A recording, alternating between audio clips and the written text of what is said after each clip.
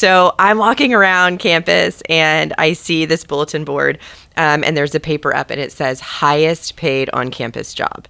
And so I was like, that's the one that I want. And so I call the number and I get an interview. And that's when I learned my first big lesson in school. It was not from class in college, but it was, if somebody advertises a job but they don't tell you what the job is, it's not a good job. But I got the job, and the job was working in the call center, calling 100 people a night and asking them for money, and every night. And so we go in to do that, and what's happening is I'm recognizing that I'm super excited day one going in. I go to training. I love school, right? So I'm like loving my training. I go in, I call the first 3 numbers. They all say no to me. I burst out crying in the middle of the call center, 19 years old, so embarrassing. They quickly tell me, like, please don't call anybody else. Like, this is not good for the school.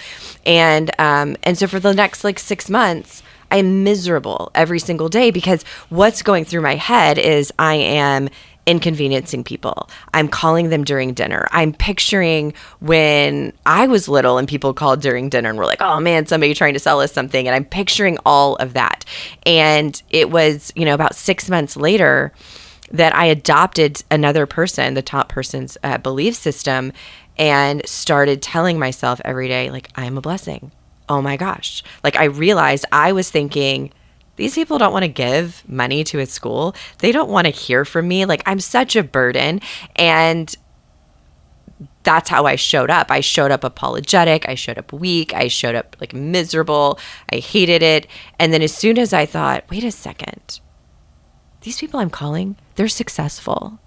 And you know what else is that they want to give money, but they have to like find a checkbook and fill out a form and find a stamp and mail it in. And nobody wants to do that. But if I call them, I'm a blessing and I'm taking it off their to-do list. And that became my mantra. I'm a blessing. I'm a blessing.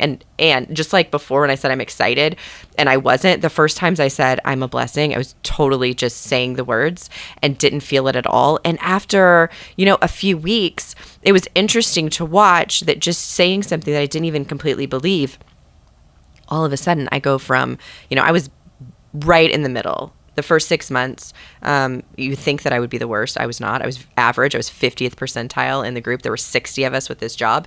And I was like, if somebody was already going to give, I took their money. But if they were not, I just got off the phone as fast as possible.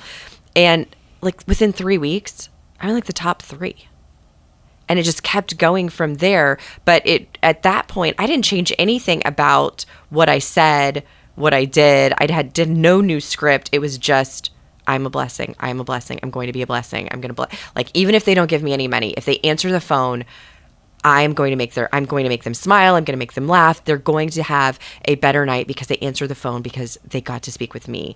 And that alone started to, that changed everything. I might not be right here today had I not learned that one little piece of being a blessing.